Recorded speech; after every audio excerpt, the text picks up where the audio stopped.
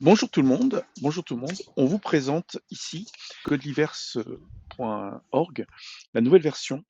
La nouvelle version, donc nouveau logo, nouveau code couleur.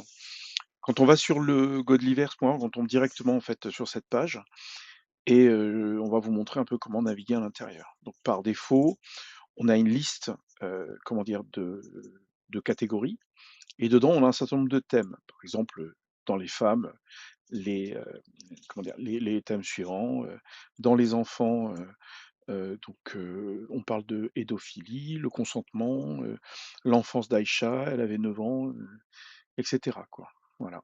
Et donc, si vous vous intéressez à l'islam ou aux religions, comment dire, monothéistes, vous pouvez, naviguer, dans tous ces éléments, si par exemple, au niveau religieux, si vous posez des questions sur la charia, sur le libre arbitre, sur Satan, les versets sataniques, et cetera. Sinon, si vous recherchez par mots-clés, ça marche aussi. Vas-y aide-moi Orki, par exemple la pédo, voilà, on tape pédo. Si par exemple, on cherche des trucs sur Aïcha, ça marche aussi. Si on cherche, des trucs sur Sauda, sur les sabayas, et cetera, quoi, voilà. Donc sur les sabayas, il y a des choses qui apparaissent au niveau des ponts. Par exemple, on peut taper, Mohamed, là, c'est tous les thèmes qui concernent Mohamed. Heu, si vous tapez, par exemple, 9 ans, il y a un thème où, enfin un thème qui regroupe un certain nombre de sources, où, Aïcha avait 9 ans lors de son mariage. Voilà. Donc 21 sources. On a réussi à les mettre à jour, on a les 21 maintenant. Donc, sur ces sources-là, on a un certain nombre de hadiths. Ah, ici, c'est que des hadiths, hein. Ici, c'est que des hadiths. Si par exemple, on veut aller dans l'APO, ici, on tombe sur les sources les plus connues, enfin celles qui sont utilisées, pendant les lives, pour faire des démonstrations. Donc le 2228 pour les menstruations, le 3349 pour bien comprendre qu'une période de viduité, elle est, obligatoire que si on a consommé le mariage, et le 65.4 où on voit qu'on peut divorcer d'une femme qui est tellement jeune qu'elle n'a pas de règles. Oui, et donc on a, le Muslim 1422C, le Bukhari 5134. Donc ce que je vais vous montrer, c'est les liens pour, chaque source. Alors c'est différent si c'est du Coran ou si c'est un hadith. Par exemple, là, on a le 1422C, on a 2 liens. Il y en a un qui va vers Sunna.com. Sunna.com, ça précise bien, enfin voilà, donc on a les références, le fait que ce soit un musulman, on a l'arabe également, pour ceux qui veulent, comment dire, avoir, l'information directement. Hem, le deuxième lien nous emmène sur coranx.com. Donc pareil, avec des références, comment dire, les in-book références, si ça vous intéresse. Quand c'est du Coran, on a plusieurs liens, donc les 2 premiers mènent sur, j'ai coran.com ici, ensuite coranx.com, et pareil, fr pour le Coran seul, c'est une version en français et en arabe. Les autres liens, c'est les tafsirs. Par exemple, le tafsir ce lien-là, le 1er TFS, vous mène vers Ibn Abbas, Jalalayn, Ibn Kathir, Maududi et tous les autres. Hem, le deuxième tafsir, c'est un tafsir exclusivement en arabe. Donc, dedans, on pourra avoir, par exemple, là, c'est Ibn Kathir par défaut, sinon on a Saadi, Baghawi, Qurtubi et Tabari. Donc on peut avoir accès très facilement, en fait, à l'ensemble des tafsirs, pour chaque verset. Voilà. Donc si vous avez besoin de ces informations, si vous voulez juste, les lire au moins une fois pour vous en imprégner, c'est une façon très simple, aller sur le site et utiliser le moteur de recherche dans l'index. Le moteur de recherche, il permet de filtrer les éléments qui sont déjà affichés.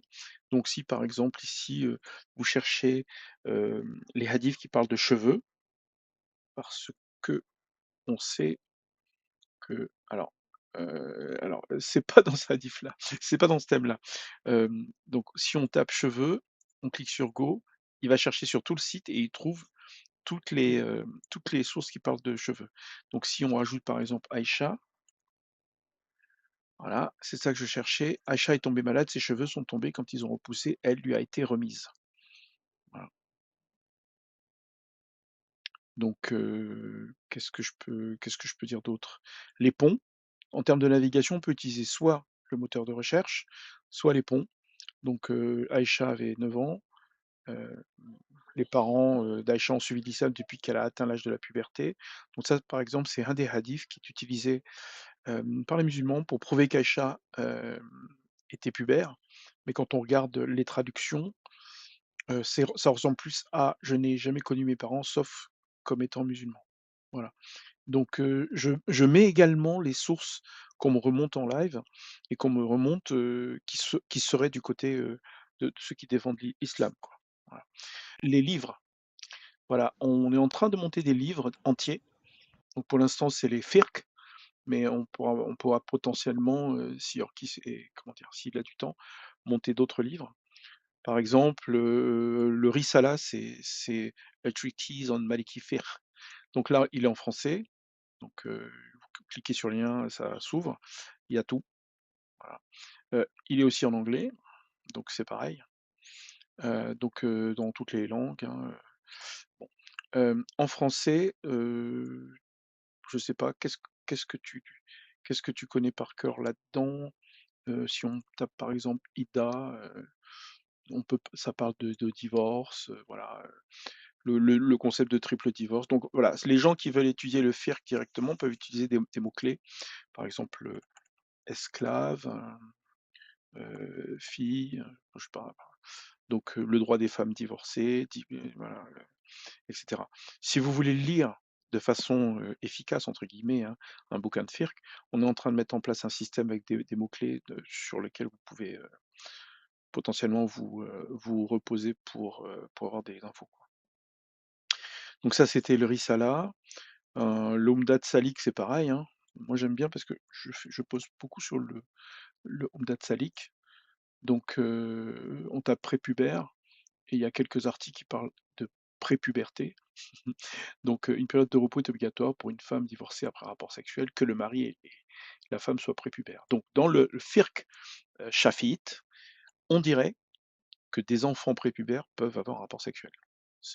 Pour moi, je trouve ça très étrange. Je sais pas s Orki, si tu avais des questions? Je sais pas si tu là? Alors, quand on met une référence dans le menu, dans la recherche, on peut directement aller vers la référence du Coran, même si elle n'y est pas. Ouais. Si par exemple, je prends le 65-1, je pense pas qu'on l'ait celui-là.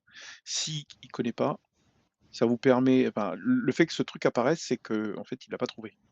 Donc vous pouvez cliquer dessus et aller directement sur le verset. Ça permet aux gens qui sont sur le site, de savoir si au niveau du Coran en tout cas, si, comment dire? Le truc a été retrouvé, dans le système. Sinon, je crois que je l'ai pas fait, mais on peut mettre des références directement. Par exemple, 2.228, on tombe sur le verset qui dit que, il ne leur est pas permis de taire ce qu'Allah a créé dans leur ventre. Donc, quand, pendant la période d'attente, c'est la période de iddah, la période de viduité. Que la période de viduité sert à vérifier qu'elle n'est pas enceinte. Voilà. Si par exemple, on peut utiliser des mots-clés, si on parle de, consentement, consentement, consentement, il y a un bridge, un pont consentement. On clique sur consentement et voilà, et là, je les ai rajoutés donc je suis assez content. Maintenant, on a le FIRC, par exemple, 32.2, un père peut organiser le mariage de sa fille vierge sans sa permission. Voilà, et surtout, même si elle a dépassé l'âge de la puberté. Donc si elle a 20 ans, si elle est vierge, son père peut organiser le mariage sans sa permission quand même. Donc il y a pas de consentement. Enfin, c'est pas vrai, on m'a corrigé. Il y a un consentement, mais c'est pas le consentement de la fille, c'est le consentement du père. Voilà.